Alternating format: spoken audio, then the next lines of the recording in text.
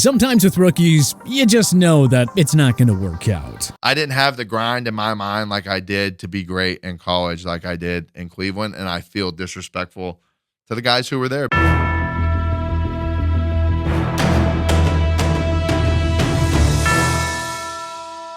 When it comes to these all-time draft busts, well, let's just say there were plenty of warning signs from the beginning, which suggested that their careers would flop. And before we get started, we'd like to give a big shout out to @DJK-CC2SR for suggesting this video. Ryan Leaf. Remember when Peyton Manning and Ryan Leaf were both considered generational can't-miss quarterbacks? Pepperidge Farm remembers. While Manning more than lived up to the hype after going first overall to the Indianapolis Colts in 1998, Leaf went down as one of the biggest busts in NFL history. The QB-needy San Diego Chargers traded up with the Arizona Cardinals into the number 2 spot so they could select Leaf. Sadly, Leaf's attitude and work ethic ruined his career from the get-go. He was fined for missing a mandatory rookies conference and infamously had a screaming meltdown at a San Diego reporter in the team locker room. Reports also stated that Leaf would prioritize golfing over film studying. Team leaders Junior Seau and Rodney Harrison quickly grew fed up with his antics and spoke to management about it. Throw in shoulder surgery that kept him out for all of 1999, and Leaf's career was essentially over as soon as it started. Johnny Manziel. If Jerry Jones wasn't talked into passing on Manziel by his son Stephen Jones, who knows how different things could have played out for Johnny Football. Cleveland drafted Manziel 22nd overall in the star-studded 2014 draft, but it was a mess from the get-go. Their clown show organization couldn't get Manziel to commit to proper study habits. One player even described Manziel's rookie year as a 100% joke to ESPN. Manziel was also known for his hardcore partying off the field, reportedly showing up hungover at meetings. The Browns released Johnny Football after 2 seasons, and a subsequent stop in the CFL did nothing to revive his career. Manziel just didn't have the drive to be successful at the NFL level, and sadly, the circus in Cleveland only further derailed his career. Lawrence Phillips. Phillips was a star running back at Nebraska, but kept getting himself into trouble. He was charged for allegedly assaulting a 21-year-old college student in 1994, but the Cornhuskers gave him a second chance anyway. Early in the 1995 season, Phillips broke into a teammate's apartment and viciously attacked his ex-girlfriend. Despite pleas from school staff and media to cut him, head coach Tom Osborne only handed Phillips a suspension and continued using him down the final stretch of the season.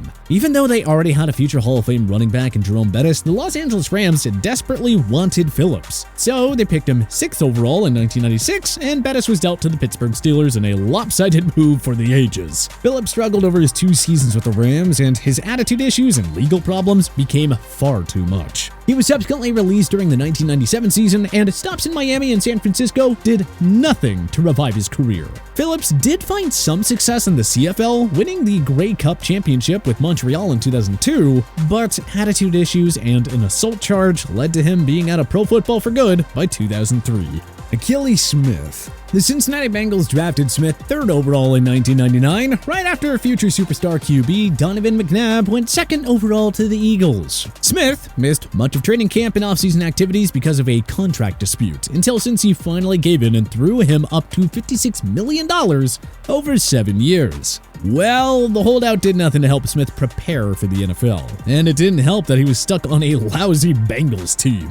Ex-Bengals offensive coordinator Bob Bratkowski also criticized Smith for not doing enough studying. Smith made just 17 starts over 4 seasons in Cincy, losing 14 of them while completing less than half his pass attempts for 5 touchdowns and 13 interceptions. Justin Blackman. The star Oklahoma State wideout won back-to-back Fred Bleekenoff Awards in 2010 and 2011. Blackman was one of the most highly touted wide receiver prospects ever entering the 2012 draft, and, rightfully so. The Jacksonville Jaguars traded up 2 spots with the Tampa Bay Buccaneers so they could select the can't-miss prospect. Blackman showed promise as a rookie by recording 64 catches for 865 yards and 5 touchdowns. Sadly, a plethora of off-the-field issues quickly derailed his career. Suspensions limited Blackman to 4 games in 2013. He also missed the entire 2014 and 2015 seasons, stemming from an off-season arrest. Blackman spent the next several years getting his life on track, but he never wound up playing in the NFL again after the 2013 season. It's a real shame, but Blackman's NFL career never had a chance. There were way too many run-ins with the law, and the Jaguars organization clearly was not capable of helping him stay on the field. Huey Richardson. Richardson was a star defensive end at Florida, earning first-team All-SEC nods in 1989 and 90, as well as first-team All-American honors in the latter year. The Pittsburgh Steelers took Richardson 15th overall in 1991, but the way they handled him gave the Florida standout zero chance of actually succeeding. The problem was that the Steelers didn't think his size would work in their 3-4 defensive scheme. So head coach Chuck Noll tried him as an inside linebacker. After Bill Cowher stepped in as the new head coach in '92, he tried using Richardson as an outside linebacker. Neither worked, and Richardson wound up playing just 5 games, all in his rookie year with the Steelers. He was out of the NFL after 2 seasons. Josh Rosen.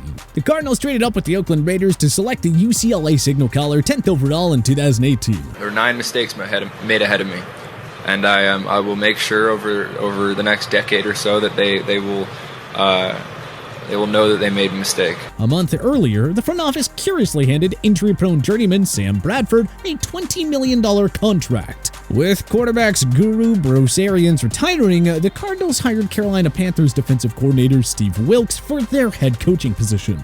Arizona also relied on 35-year-old Larry Fitzgerald as their only decent receiver. So, yeah, I think you can see where we're going with this. I'm absolutely the best quarterback in the draft, by far. I want to win Super Bowls, and I want to have the most. So, I'm coming for Tom Brady's record. After 3 lousy starts from Bradford, Rosen took over as the Cardinals' new starting QB. He completed 55.2% of his pass attempts for 2,278 yards and 11 touchdowns against 14 interceptions. Wilks was fired after just 1 season, and Arizona wound up hiring Cliff Kingsbury as their new head coach. Then, with the top selection in the 2019 draft, the Cardinals selected Oklahoma QB Kyler Murray. Rosen was then traded to the Miami Dolphins during the draft, but they wound up using journeyman Ryan Fitzpatrick as their main starter for 2019. Rosen was waived ahead of the 2020 season and has since bounced around several teams' rosters and practice squads. You can't help but wonder what would have happened if Rosen had been given a fair crack at a starting job during his first few years in the NFL. Zaya Wilson. This is one of the sadder stories as far as draft busts go. The Titans drafted the Georgia offensive tackle 29th overall in 2020. 3 days before the club's Week 1 season opener, Wilson was arrested for a DUI. He played just 1 game in his rookie year because of a team violation as well as multiple appearances on the COVID list. In January, Wilson was again arrested for carrying weed and leading police on a high-speed chase. After the season, Wilson stated on Twitter that he wouldn't play for Tennessee again. They traded him to the Miami Dolphins in March of 2021, but he was cut from the team after missing team activities. Wilson was out of the NFL by the end of his sophomore year. Tony Mandarich. Sports Illustrated infamously hyped up Mandarich as the best offensive line prospect ever heading into the 1989 draft. 6'6" and 315 pounds of pure strength, he felt like an absolute sure bet to succeed. 4 of the top 5 picks in 1989 went on to become Hall of Famers, including Troy Aikman, Barry Sanders, Derek Thomas, and Deion Sanders. Mandarich, who was taken 2nd overall by the Green Bay Packers, was the exception of the top 5. Mandarich entered a lengthy holdout that was only resolved in the nick of time before Week 1. Mandarich was also quoted as saying the following: "I'm not like other players. I'm Tony Mandarich, and they have to understand that. If they don't like it, that's just the way I am, and they're gonna learn to like it." He talked the talk, but he just couldn't walk the walk. Mandarich never came close to living up to expectations. The Packers released him after 3 seasons. After 4 years away from football, he joined the Colts in 1996. But a 3-year stint there did nothing to revive his career. With that cocky of an attitude, are you really that surprised he doomed himself from the start? JaMarcus Russell. The Oakland Raiders were easily the NFL's worst team at drafting in the 2000s. But absolutely nobody stands out as a bigger bust than JaMarcus Russell. The LSU quarterback was taken 1st overall in the Dream 2007 class. His lack of work ethic coupled with the Raiders' circus show, however, was the perfect roadmap to disaster. Russell endured a lengthy holdout after being drafted, even missing the Raiders' season opener before finally agreeing to a deal. Throw in the disastrous Lane Kiffin coaching tenure and a tremendous lack of playmakers around him, and Russell was doomed to fail from day one. And this sums it all up. "Hey, JaMarcus, hey, how's that DVD? Did you look at it? What did it?" He's like, "Oh, coach, all the plays. I'm good." It was a blank DVD. Russell was out of football after the 2009 season.